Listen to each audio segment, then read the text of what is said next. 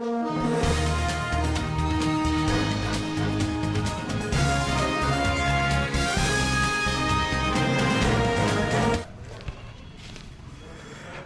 નગરપાલિકા દ્વારા તળાજા શહેરમાં પાણીનો બગાડ કરતા લોકો સામે બાયો ચડાવી. તળાજામાં આવેલ કેટલાક વિસ્તારોમાં જેવા કે ગાંધીજીના પુતળે, બાપા સીતારામ ચોક સહિતના કેટલાક વિસ્તારોમાં નળના કનેક્શન કપાયા. આ કાર્યક્રમમાં તળાજા નગરપાલિકાના કર્મચારી, વિકે વાળા સહિતના સ્ટાફના માણસો જોડાયા હતા.